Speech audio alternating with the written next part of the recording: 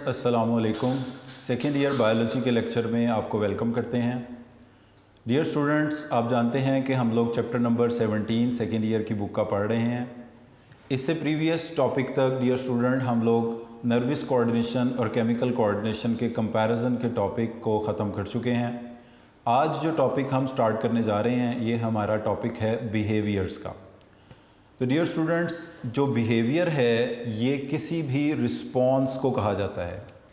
कोई भी animal, plant, unicellular, multicellular organism जिस तरह से भी किसी स्टिमुलाई को रिस्पॉन्ड करता है ये उसका एक बिहेवियर कहलाता है। अब बिहेवियर में कोई एक रिस्पॉन्स नहीं, कलेक्शन ऑफ रिस्पॉन्सेज होते हैं। तो all the collective responses which an organism shows in order to a particular specific stimuli, इसको कहा जाएगा रिस्पॉन्स। जैसे फॉर एग्ज़ाम्पल सादा सी एग्ज़ाम्पल ले लें तो हम किसी शख्स से बातें कर रहे हैं। अब हम किसी शख्स से पोलाइटली बात करते हैं, गुस्से में बात करते हैं, स्माइल करके बात करते हैं, तो उसके बदले में वो ऑर्गेनिज़म जिस तरह वो इंसान जिस तरह से भी हमें रिस्पॉन्ड करेगा, मतलब खुशी के साथ, एग्रेशन के साथ, स्माइल के साथ, किसी भी तरह से जिस तरह वो हमारे साथ बातचीत करेगा ये उसका क्या कहलाएगा, रिस्पॉन्ड कहलाएगा। इसी तरह मुख्तलिफ़ ऑर्गेनिज़म मुख्तलिफ़ पर्पसेस के लिए रिस्पॉन्ड करते हैं। जैसे फॉर एग्ज़ाम्पल खुराक को हासिल करने के लिए, किसी प्रे को कैप्चर करने के लिए, रहने के लिए सूटेबल माहौल तलाश करने के लिए ऑर्गेनिज़म रिस्पॉन्ड करते हैं। तो और बिहेवियर बेसिकली क्या होता है, ये एक रिस्पॉन्स का नाम है। कोई एक रिस्पॉन्स नहीं, all the responses which an organism shows under the influence of a stimuli। Stimulus के नतीजे में ऑर्गेनिज़म जितने भी कलेक्टिव रिस्पॉन्सेस शो करता है उस सब को उसका बिहेवियर कहा जाता है। जैसे कैसे हम देखते हैं, कैसे हम सुन रहे हैं, कैसे हम चल रहे हैं, कैसे हम बोल रहे हैं, वॉकिंग, रनिंग, हर किस्म की ये जो हमारी चीज़ें हैं ये सारी हमारी कलेक्टिवली रिस्पॉन्स हम बिहेवियर कहलाएंगी। तो डियर स्टूडेंट्स, बिहेवियर्स की दो बेसिक टाइप्स हैं। पहले मरहले में जो टाइप हम डिस्कस करने जा रहे हैं वो बिहेवियर है innate behaviour. Innate behaviour, dear students, innate behaviour जो होता है ये इनबॉर्न होता है। इनबॉर्न यानी पैदाइशी तौर पर जो किसी ऑर्गेनिज़म में स्टिमुलाई को रिस्पॉन्ड करने की एबिलिटी होती है इसको कहा जाता है इसका इन्नेट बिहेवियर। अगर हम इन्नेट बिहेवियर के कैरेक्टरिस्टिक्स की बात करें तो इन्नेट बिहेवियर ऐसा बिहेवियर या ऐसी कलेक्शन ऑफ रिस्पॉन्सेज हैं जो कि इनबॉर्न है। ये प्री डिटर्मिन्ड होते हैं। प्री डिटर्मिन्ड, पहले से ही ये फिक्स होते हैं, प्री डिटर्मिन्ड होते हैं और इनहेरिटेड होते हैं। यानी कि जितने भी इन्नेट बिहेवियर हैं हर ऑर्गेनिज़म इनको इनहेरिट करता है अपने पेरेंट्स से। जिस तरह के जीन्स पेरेंट्स में मौजूद होंगे बिहेवियर के, वो ही पास होकर नेक्स्ट जनरेशन में आ जाएंगे और नेक्स्ट जनरेशन में वो इसको रिस्पॉन्ड किया जाएगा। अब इस इन्नेट बिहेवियर के लिए कुछ स्पेसिफिक न्यूरल और साइटोप्लाज्मिक पाथवेज इस्टेब्लिश हो जाते हैं। यानी इन्नेट बिहेवियर इनबॉर्न है, बाय बर्थ ही किसी हर ऑर्गेनिज्म में, इंडिविजुअल में मौजूद होगा। ये बिहेवियर उसका प्री डिटर्मिन्ड होगा, ऑलरेडी फिक्स्ड होगा, पहले से उसमें पाया जाएगा। इनहेरिटेड होगा, ये एबिलिटी उसने अपने पेरेंट्स से इनहेरिट की होगी और इसमें एक स्पेसिफिक न्यूरल पाथवे इस्टेब्लिश हो जाएगा बॉडी में, चाहे वो मल्टीसेलुलर ऑर्गेनिज़म है या यूनिसेलुलर ऑर्गेनिज़म है। और जब भी कोई स्पेसिफिक स्टिमुलाई आएगा वो स्पेसिफिक न्यूरल पाथवे बॉडी के अंदर एक कलेक्शन ऑफ रिस्पॉन्सेज शो करेगा। इस कलेक्शन ऑफ रिस्पॉन्सेज को हम नाम देंगे इन्नेट बिहेवियर का। यानी इन्नेट बिहेवियर को अगर हम डिफाइन करें तो हम कहेंगे innate behaviours are collection of responses. These collection of responses are inborn, these collection of responses are predetermined, they are inherited, and these collection of responses are due to specific neural or cytoplasmic pathways. इनको dear students कहा जाता है innate behavior। अब अगर हम innate behaviours की बात करें तो invariably they are same in the members of in all the members of a species. They are same in all members of a species. यानी किसी एक स्पीशीज़ के जितने भी ऑर्गेनिजम्स इंडिविजुअल्स मौजूद हैं वो इननेट बिहेवियर्स में मोर और लेस सेम होंगे। थोड़ा बहुत फ़र्क हो सकता है, इनवेरिएबली मीन स्लाइट डिफरेंसेस हो सकते हैं, मगर वो मोर और लेस इननेट बिहेवियर्स के लिए सेम होंगे।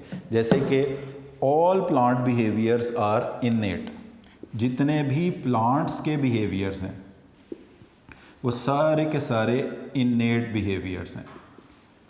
यानी इननेट बिहेवियर प्लांट्स ने जो भी बिहेवियर शो करना है कि फ्लावर की ओपनिंग क्लोजिंग है, बर्ड की ओपनिंग क्लोजिंग है, रूट कैसे बनेगी, लीफ कैसे बनेगा, शूट्स कैसे बनेगी, जितने भी रिस्पॉन्सेज प्लांट शो करेंगे, बिहेवियर शो करेंगे, all these behaviours are innate. यानी प्लांट के एक या अब दो यहाँ पे MCQ के बड़े इंपॉर्टेंट पॉइंट्स पैदा हो गए हैं। वो ये कि एक स्पीशीज़ के जितने भी मेंबर्स हैं वो अपने इननेट बिहेवियर्स में सेम हैं और प्लांट्स के जितने भी बिहेवियर्स हैं वो सिर्फ इननेट हैं। प्लांट्स में दूसरी बिहेवियर की टाइप लर्निंग बिहेवियर होती ही नहीं है। अब उसके बाद नेक्स्ट जो इसका कैरेक्टरिस्टिक्स आता है, ये जो इननेट बिहेवियर्स होते हैं दे आर नेचुरली सिलेक्टेड। ये किसी भी स्पीशीज़ के अंदर कैसे पैदा होते हैं, नेचुरल सिलेक्शन के नतीजे में उस स्पीशीज़ के अंदर ये बिहेवियर्स मौजूद होते हैं। अब इसमें ये हो सकता है कि कई हज़ारों जनरेशन्स पीछे से किसी स्पीशीज़ की आ रही हैं तो उसके अंदर कुछ अडेप्टिव चेंजेस आते जा रहे हैं। अब वो अडेप्टिव चेंजेस के नतीजे में कोई एक बिहेवियर बढ़ भी सकता है, कोई एक बिहेवियर कम भी हो सकता है। अब ये सारे नेचुरल सिलेक्शन के नतीजे में जो इननेट बिहेवियर्स डेवलप होते हैं ये ऑर्गेनिज़म को एनवायरनमेंट के साथ कॉप अप करने के काबिल बनाते हैं। और सबसे इम्पॉर्टेंट चीज़ जिसके लिए वो ऑर्गेनिज़म को काबिल बनाते हैं वो है survival of species. For example कोई ऐसा बिहेवियर है जो उनकी रिप्रोडक्शन में हेल्प करता है, कोई उनको फूड हासिल करने में हेल्प करता है, कोई उनकी वाटर की अवेलेबिलिटी अनअवेलेबिलिटी में सर्वाइव करने में मदद करता है, टेम्परेचर की वेरिएशंस को कॉप अप करने में मदद करता है। यानी जितने भी नेचुरल सिलेक्शन के नतीजे में इननेट बिहेवियर्स डेवलप होंगे, नंबर 1 वो किसके लिए होंगे, for the survival of species.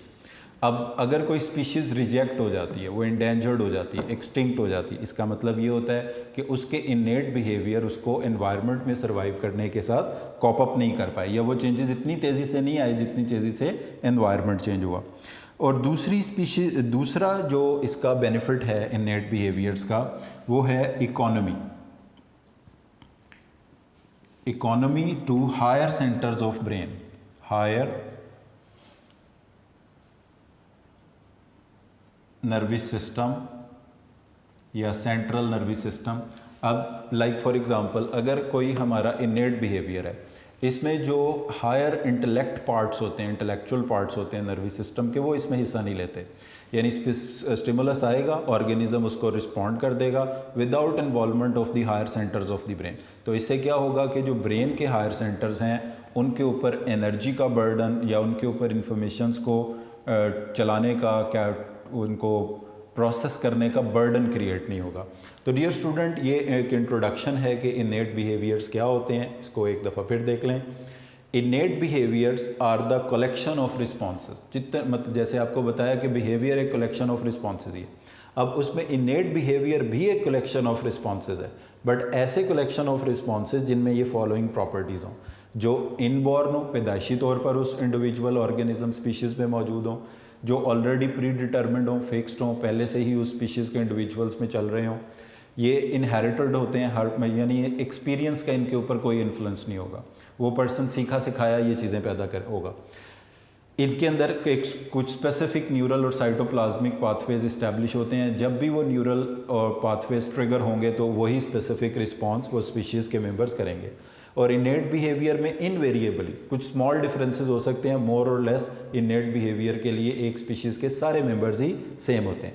यानी जितने भी ह्यूमन बीइंग्स हैं ये अपने लर्नड बिहेवियर में तो डिफरेंट हो सकते हैं, मगर अपने इननेट बिहेवियर्स में ये सारे ह्यूमन बीइंग एक जैसे हैं, क्योंकि ऑर्गेनिज्म अलग-अलग है मगर सारे इंसानों की स्पीशीज़ एक ही है, और प्लांट्स के सारे बिहेवियर तो होते ही इनेट हैं।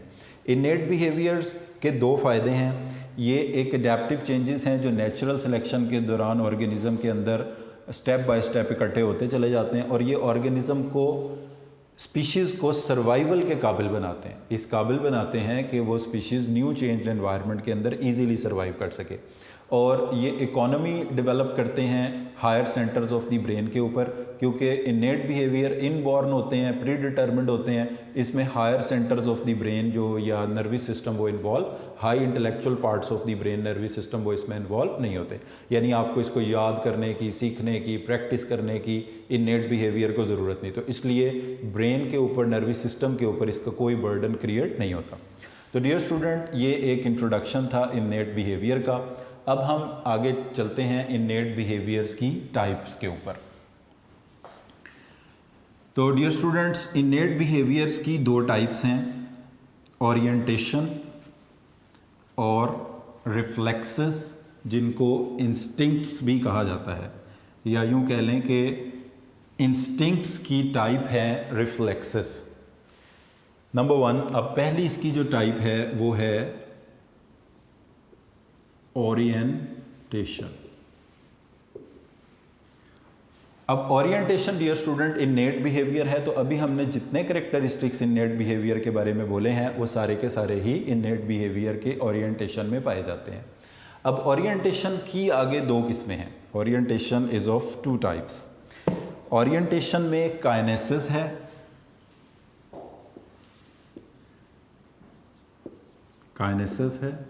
और टैक्सिस है। यानी ओरिएंटेशन दो किस्म की है, टैक्सिस और काइनेसिस। अब डियर स्टूडेंट, दोनों में एक चीज़ तो सेम है कि चाहे काइनेसिस है चाहे टैक्सिस है, ऑर्गेनिज्म स्पेसिफिक स्टिमुलाई को रिस्पॉन्ड करता है in order to survive.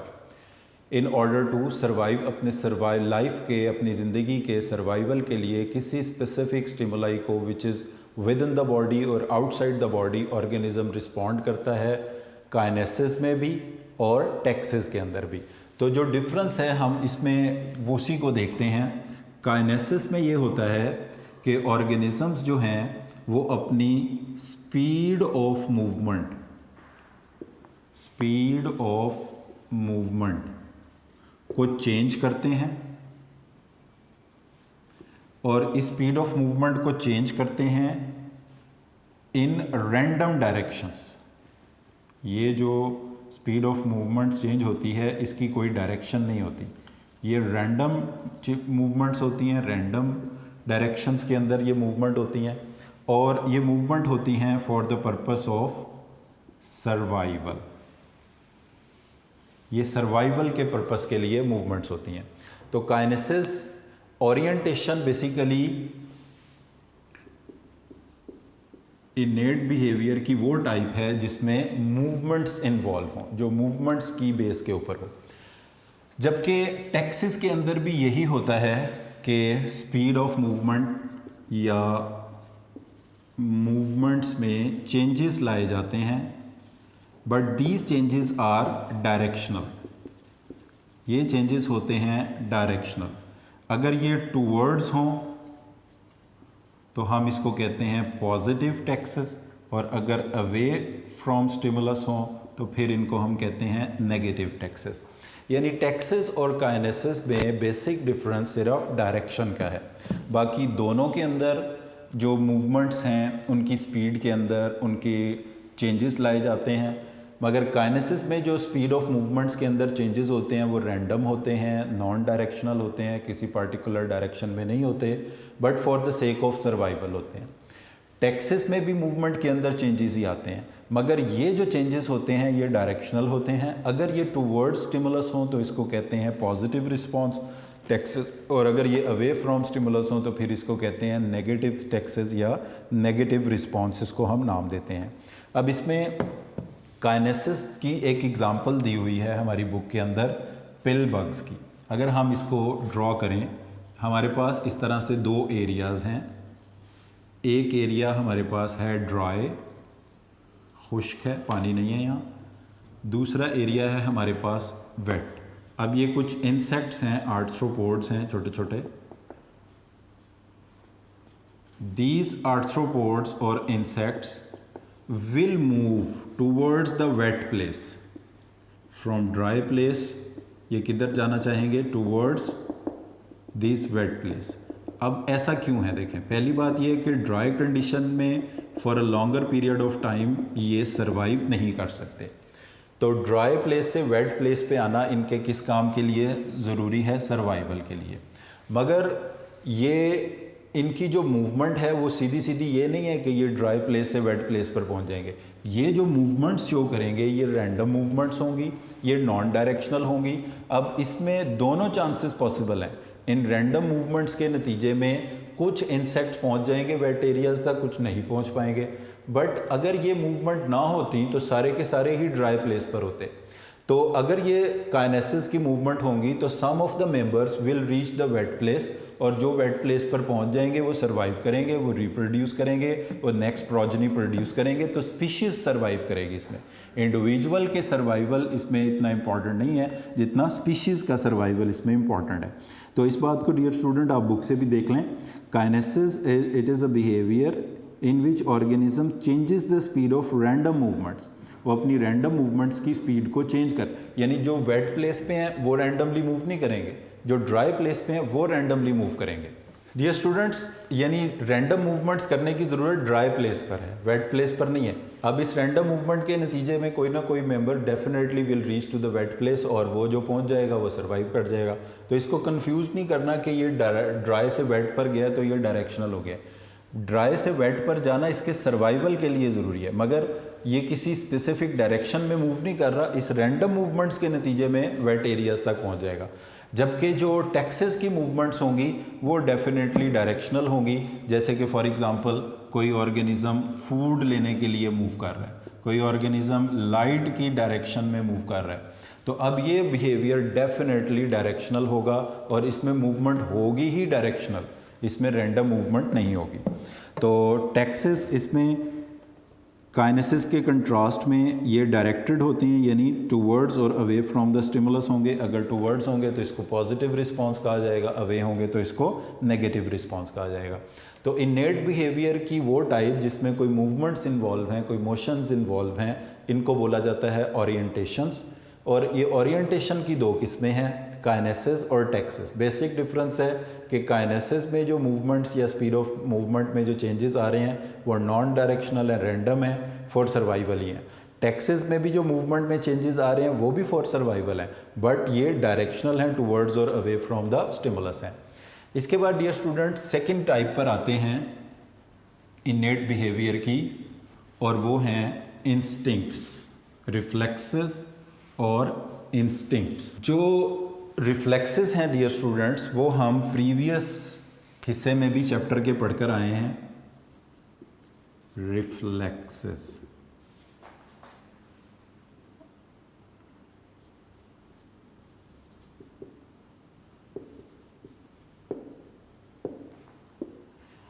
Reflexes और इंस्टिंक्ट्स।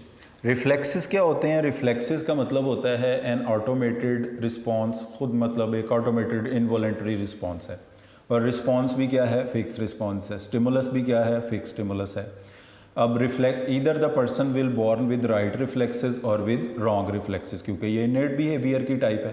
तो राइट रिफ्लेक्सेस के साथ कोई पर्सन बॉर्न हो गया, या नॉन मतलब रॉन्ग रिफ्लेक्सेस के साथ बॉर्न हो गया। अब ये ही इंस्टिंक्ट्स हैं, इंस्टिंक्टिव बिहेवियर की टाइप में ही आते हैं रिफ्लेक्सेस। तो यानी कि इनेट बिहेवियर की दो टाइप्स हैं, ओरिएंटेशन एक टाइप होगी, दूसरी टाइप इंस्टिंक्ट जिसमें रिफ्लेक्सेस भी आते हैं। अब डियर स्टूडेंट, ये रिफ्लेक्सेस ये जो ये कॉम्प्लेक्स बिहेवियर होते हैं, इसकी अब कुछ एग्जांपल्स बुक में दी हुई हैं, हम उनको डिस्कस करते हैं इसमें। जैसे पहली इसमें एग्जांपल है बायोलॉजिकल रिथम्स। पहली इसकी एग्जांपल है बायोलॉजिकल रिथम की, कि बायोलॉजिकल रिथम एक ऐसा रिस्पांस होता है जिसको किसी particular specific interval of time के बाद रिपीट होता है। जैसे opening and closing of stomata है, मेंस्ट्रुअल साइकिल है, या इसके अलावा स्लीप वेक साइकिल है जो कोई 24 घंटे के इंटरवल पर अपीयर होता है। इसी तरह कुछ पौधों में फ्लावरिंग जो है वो उसका कोई स्पेसिफिक इंटरवल होता है, फ्रूटिंग का स्पेसिफिक इंटरवल होता है। तो इस तरह की तमाम एक्टिविटी जो किसी स्पेसिफिक इंटरवल ऑफ टाइम पर होती हैं, इसको हम नाम देते हैं बायोलॉजिकल रिदम का। तो ये एक इंस्टिंक्टिव बिहेवियर है।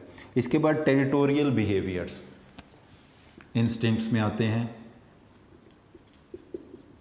टेरिटोरियल बिहेवियर्स डियर स्टूडेंट्स वो होते हैं जो कोई ऑर्गेनिज्म अपनी टेरिटरी को प्रोटेक्ट करता है। अब कोई ऑर्गेनिज्म जिस जगह पर रहता है वो वहाँ पर से हैबिटेट लेता है, शेल्टर लेता है, फूड लेता है, प्रोटेक्शन लेता है। अब उस एरिए को उसकी टेरिटरी बोलते हैं। अब उसको वो बाकी एनिमल से, बाकी ऑर्गेनिज्म से प्रोटेक्ट करके रखता है ताकि वहाँ तक कोई प्रीडेटर ना आए या उसका कोई कंपैटिटर वहाँ पर ना पहुँच जाए। जैसे आप देखते हैं कि एक बर्ड एक नेस्ट में रहता है तो वो अपने नेस्ट की तमाम चीज़ों को, अपने नेस्ट को बनाता है, बिल्डअप करता है, उसमें मौजूद एग्स को, अपने बेबीज़ को वहाँ पे प्रोटेक्ट करता है।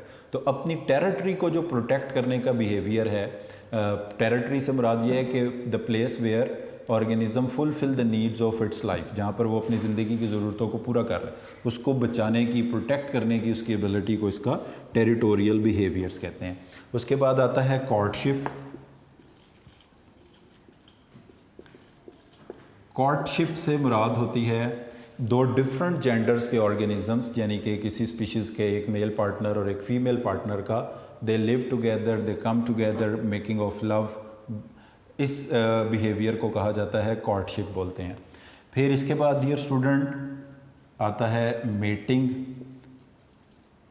मेटिंग में भी यही होता है कि दो डिफरेंट जेंडर्स के male female organism they come together, but in mating they come for the purpose of reproduction. यानी if members of two opposite genders are living together for the sake of reproduction, तो इस behaviour को उनके mating बोला जाएगा। And just for the making of relationship, making of love, they are come together, तो इसको courtship का नाम दिया जाएगा। इसके बाद नेक्स्ट एग्जांपल डियर स्टूडेंट जो आती है इंस्टिंक्टिव बिहेवियर की, उसमें हम कहते हैं एल्चुरिज्म।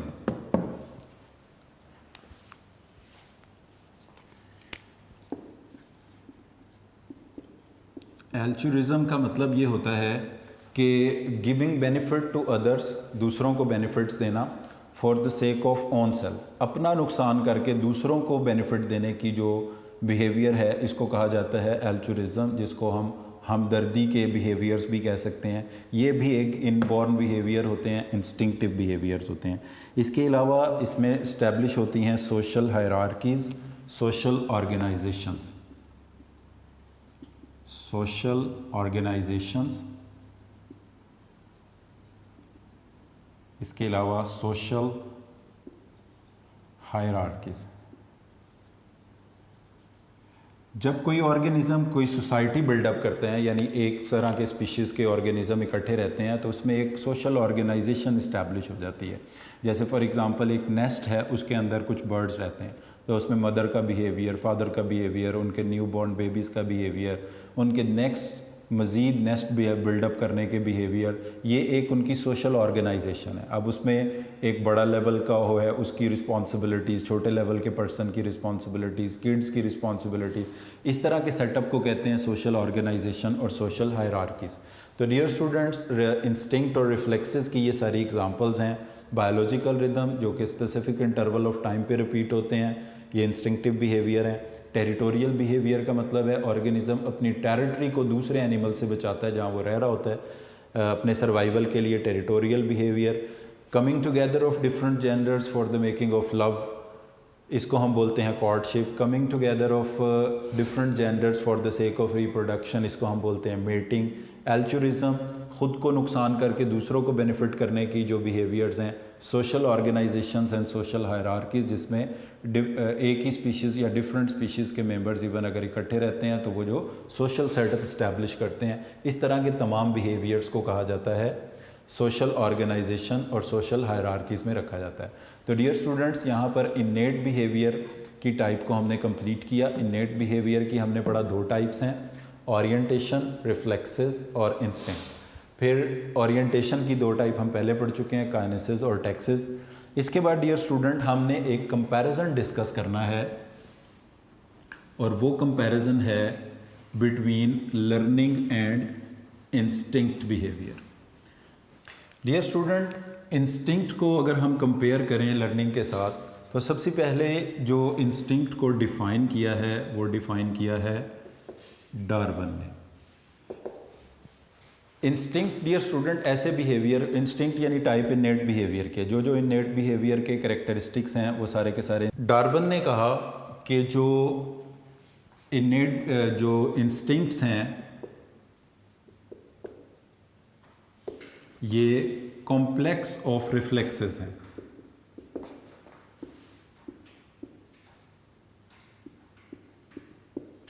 रिफ्लेक्स हम पढ़ चुके हैं कि जो ऑटोमेटेड इनवॉलेंटरी फिक्स रिस्पॉन्स होता है टू अ स्पेसिफिक और पर्टिकुलर स्टिमुलाई, इसको कहते हैं रिफ्लेक्स।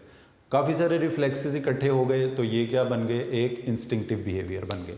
यानी according to Darwin instincts are complex of reflexes, जो रिफ्लेक्सेस के कॉम्प्लेक्सेस हैं। अब ये जो रिफ्लेक्सेस के कॉम्प्लेक्स हैं they are made up of small units जो कि प्रोडक्ट ऑफ नेचुरल सिलेक्शन है। These are products of natural selection. ये उस ऑर्गेनिज्म में बिकॉज ऑफ दी, उस स्पीशीज़ के मेंबर्स में because of the natural selections मौजूद हैं। यानी according to Darwin instinct behaviours are complex of reflexes. अब 2, 3, 4, 5 रिफ्लेक्सेस, यानी इसका मतलब ये हुआ कि इंस्टिंक्ट बिहेवियर के जो सिंपल यूनिट्स हैं, जो इसका सिंपल यूनिट बनेगा वो होगा reflex. Instincts are consists of simple units and these simple units are reflex. So complex of reflexes will call instinctive behavior. और ये जो instinctive behavior या complex of reflexes हैं they are compatible with their inherited structure. ये उनके inherited structure के साथ compatible है, जो वो अपने parents से inheritance लेकर आए हैं, ये उसका part है। और ये इनके अंदर प्रोड्यूस हुए हैं because of the natural selection. जैसे जैसे एनवायरनमेंट चेंज होता गया ये अपने इनहेरिटेड स्ट्रक्चर को मॉडिफाई करते गए, उस इनहेरिटेड स्ट्रक्चर की मॉडिफिकेशन की वजह से इनके कॉम्प्लेक्सेस रिफ्लेक्सेस जनरेट हुए। वो तमाम रिफ्लेक्सेस मिलकर एक इंस्टिंक्टिव बिहेवियर या एक इंस्टिंक्टिव पैटर्न की शक्ल इख्तियार कर गए और ये इवॉल्व होते हैं in the life of species. इसमें जो एवोल्यूशन होगी इनमें they evolve in life histories of species। ये लाइफ हिस्ट्रीज ऑफ स्पीशीज़ के अंदर ये इवॉल्व हुए हैं। ये किसी एक इंडिविजुअल में इवॉल्व नहीं हुए, ये पूरी जो हिस्ट्री ऑफ स्पीशीज़ है उसके अंदर ये इवॉल्व हुए हैं। और डियर स्टूडेंट, तमाम ऑर्गेनिज़म जो हैं वो किसी एक स्पेसिफिक स्टिमुलाई को रिस्पॉन्ड करते हैं। उस स्टिमुलाई को इंस्टिंक्टिव बिहेवियर में कहा जाता है साइन स्टिमुलस। इसके बाद 2 पर्सन्स हैं जिन्होंने, इथोलॉजिस्ट हैं, इथोलॉजी कहते हैं स्टडी ऑफ बिहेवियर को। इथोलॉजी का मतलब है स्टडी ऑफ बिहेवियर और इनके एक्सपर्ट को कहा जाता है ethologist.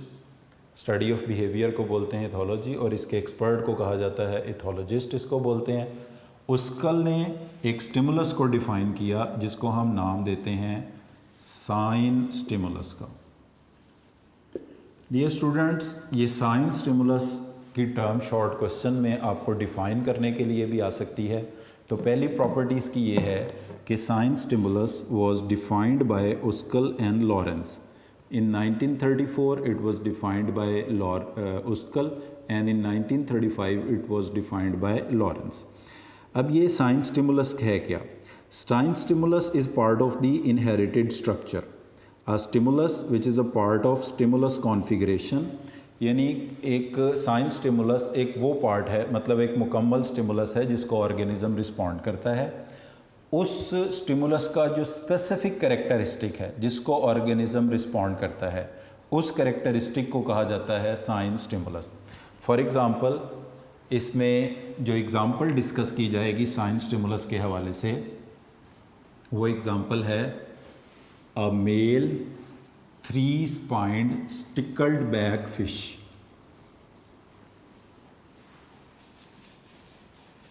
A male 3-spined स्टिकल्ड back fish.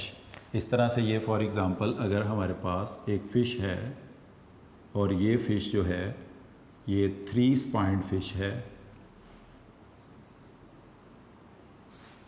a male 3-spined stickleback fish। Dear students, ये फ़िश जो है जब इसका रिप्रोडक्शन का टाइप आता है, इसका मेटिंग का टाइम आता है, तो it has a characteristic red बेली। इसकी बेली का कलर रेड हो जाता है। अब इसमें ये जो बेली का कलर रेड होना है, it is a sign stimulus. ये एक साइन स्टिमुलस है। और a male 3-spined stickleback fish has a characteristic red color of belly which is a sign stimulus। और ये साइन स्टिमुलस इसके अंदर जनरेट करता है एक टेरिटोरियल बिहेवियर। टेरिटोरियल बिहेवियर अभी आपको बताया है कि वो बिहेवियर है जिसमें ऑर्गेनिज्म अपनी टेरिटरी को प्रोटेक्ट करता है, अपने लिविंग स्पेस को, लिविंग प्लेस को दूसरों से प्रोटेक्ट करता है। अगर फॉर एग्ज़ाम्पल इसी एरिया में इसी स्पीशीज़ की कोई और फिश आ जाती है जिसमें विदाउट रेड बेली, अब इसका मतलब ये है कि this male 3-spined stickleback fish, इसको नो रिस्पॉन्स, जिसकी बेली का कलर रेड नहीं होगा, इसके लिए कोई रिस्पॉन्स शो नहीं करेगा, एग्रेशन शो नहीं करेगा, अपना टेरिटोरियल बिहेवियर शो नहीं करेगा। जबकि इसके मुकाबले में अगर कोई और एनिमल आ जाता है, उसमें करेक्टरिस्टिक रेड कलर है, या इसी तरह मेल फिश ही आ जाती है जिसमें 3-spined stickleback है और रेड कलर है, तो ये उनको रिस्पॉन्स करेगा। यानी टेरिटोरियल बिहेवियर का मतलब ये है कि this male 3-spined stickleback fish if it is in red belly colour, अगर इसकी टेरिटरी में कोई और रेड कलर वाली फ़िश एंटर होने की कोशिश करेगी तो ये इसके साथ फाइट करेगा, इसके साथ लड़ेगा, उसको उस टेरिटरी से भगा देगा, ताकि ये this fish can only reproduce with the female. तो अब इसके जो ये एग्रेशन शो करने की वजह बना है, जो टेरिटोरियल बिहेवियर शो करने की वजह बना है, वो सिर्फ़ और सिर्फ क्या है, रेड कलर। नॉर्मली ये होता है कि इसी स्पीशीज़ की रेड बेली के कलर वाले मेल फिशेज़ उधर आते हैं, ये उनके साथ फाइट करके उनको रन अवे करवा देगा। अगर कोई ऐसी फ़िश आती है जिसकी बेली का कलर रेड नहीं है, उसको ये रिस्पॉन्ड शो नहीं करेगा। तो a male 3-spined stickleback fish will respond to the red belly, red coloured belly, जो कि अपीयर कब होता है, during the time of reproduction, courtship, mating के टाइम पे अपीयर होता है। और ये उसके लिए टेरिटोरियल बिहेवियर शो करेगा, एग्रेसिव बिहेवियर शो करेगा। इसके लिए करेगा क्योंकि इसका रेड कलर है, इसके लिए, चाहे वो रेड कलर उसी स्पीशीज़ की फ़िशेज़ के अंदर है या अदर स्पीशीज़ की फ़िशेज़ के अंदर है, उनके लिए ये एग्रेसिव बिहेवियर शो करेगा और उनको वहाँ से भागने पे मजबूर करेगा। और अगर कोई स्पीशीज़ ऐसी है जिसकी रेड बेली नहीं है, वो चाहे इसी स्पीशीज़ से बिलोंग करता है या किसी और से, उसके लिए ये एग्रेशन शो नहीं करे। यानी ये जो स्पेसिफिक एक न्यूरल पाथवे जनरेट होगा, इंस्टिंक्टिव रिस्पॉन्स जनरेट होगा, इसके लिए जो स्टिमुलस है, बाकी मतलब ये मेल फ़िश आती है या कोई और फ़िश आती है, फ़िश का इसकी तरफ मूव करना, इसकी टेरिटरी में आना नहीं है, रेड कलर की बेली वाली फ़िश का इसकी टेरिटरी में आना है। तो जिस पूरे मतलब स्टिमुलस के जिस स्पेसिफिक पार्ट को इसने रिस्पॉन्ड किया है वो है रेड बेली का कलर, और इस तरह के स्टिमुलस को कहा जाता है साइन स्टिमुलस। यानी साइन स्टिमुलस एक ऐसा स्टिमुलस है, एक ऐसी पूरे स्टिमुलस का एक ऐसा कैरेक्टरिस्टिक है जिसको एक्चुअली ऑर्गेनिज्म रिस्पॉन्ड करता है, इसको कहा जाता है साइन स्टिमुलस। और इसकी एग्जांपल में आप ये बात लिख सकते हैं। तो डियर स्टूडेंट, ये टर्म शॉर्ट क्वेश्चन में डिस्कस करने के लिए आ सकती है कि साइन स्टिमुलस क्या होता है।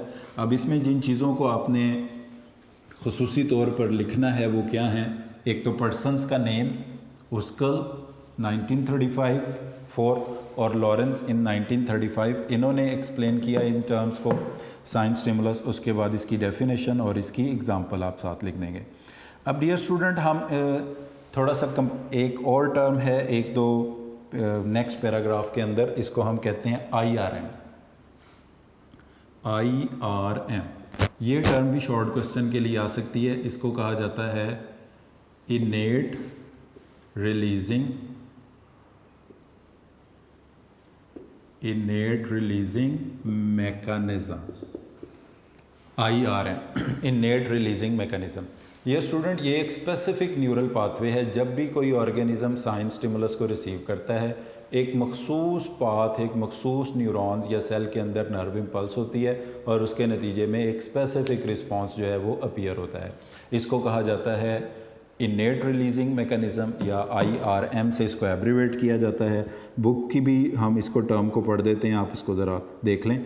अ selective response to stimulus suggested that there is mechanism called to be innate releasing mechanism.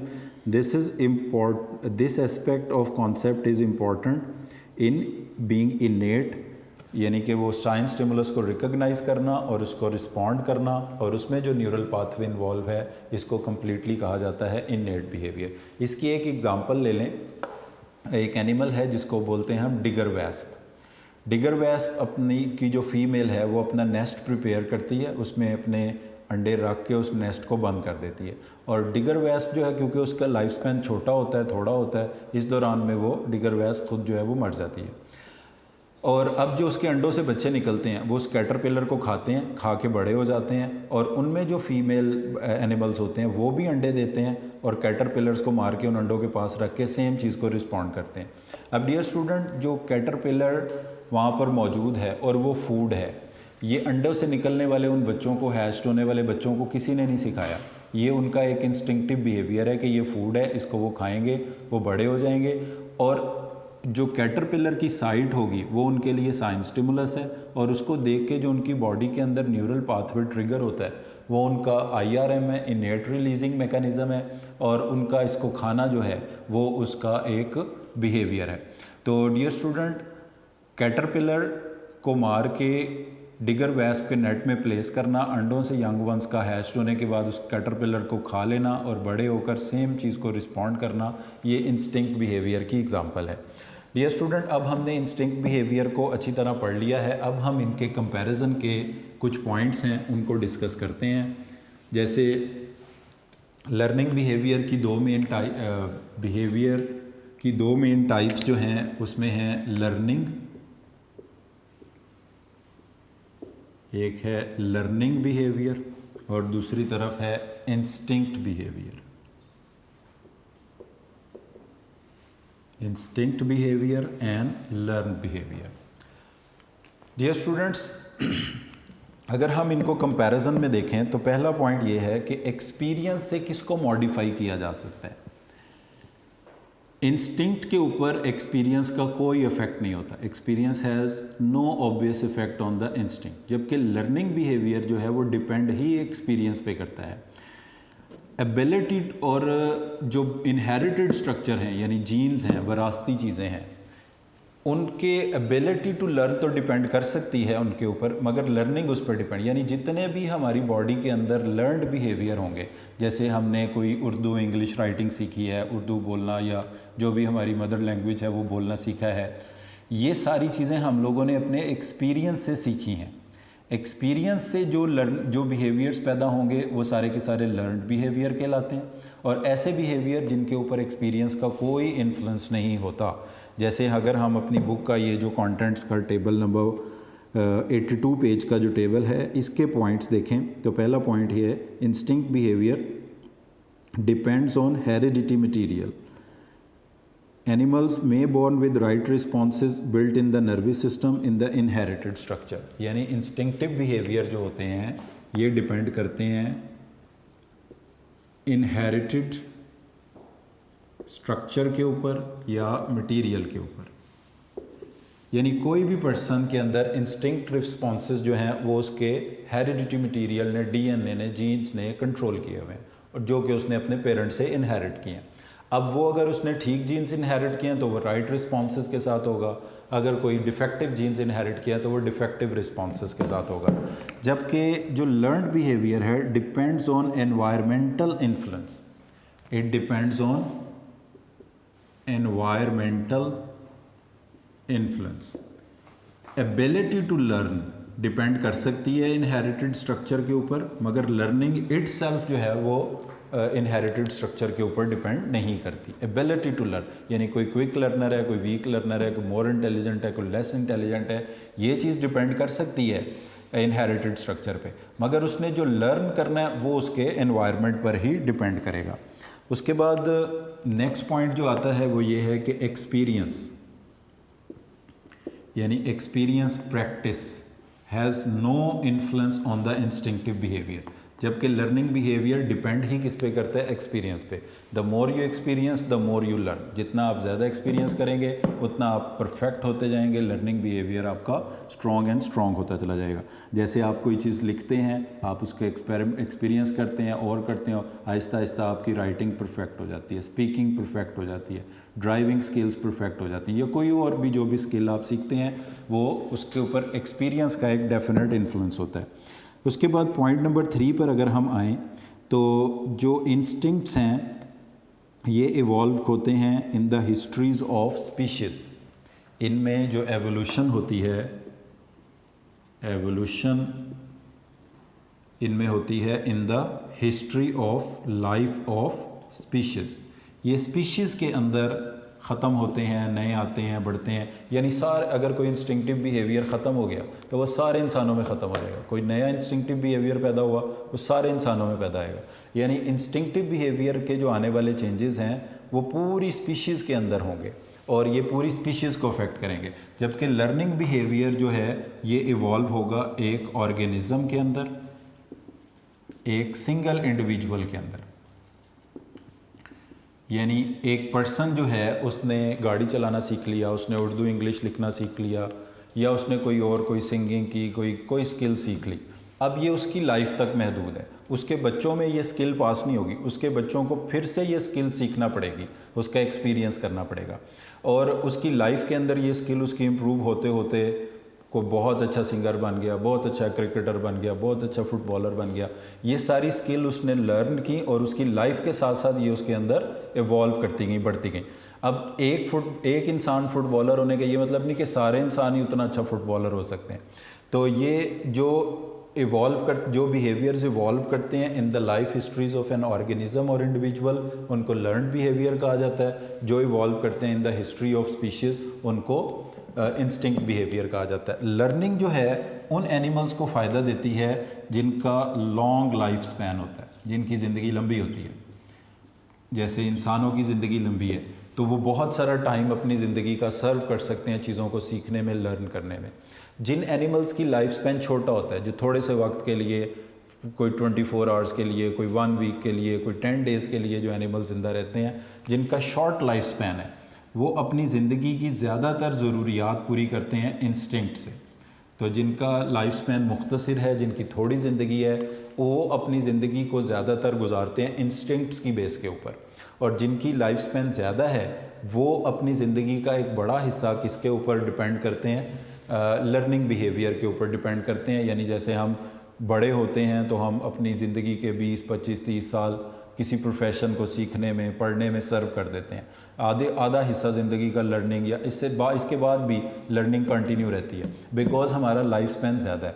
तो जिन एनिमल्स का लाइफ स्पैन लॉन्ग है उनकी ज़्यादा अच्छा सर्वाइवल डिपेंड करता है लर्निंग बिहेवियर पे, और जिन एनिमल्स का लाइफ स्पैन शॉर्ट है उनका सर्वाइवल बेस्ड करता है इंस्टिंक्टिव बिहेवियर्स के ऊपर।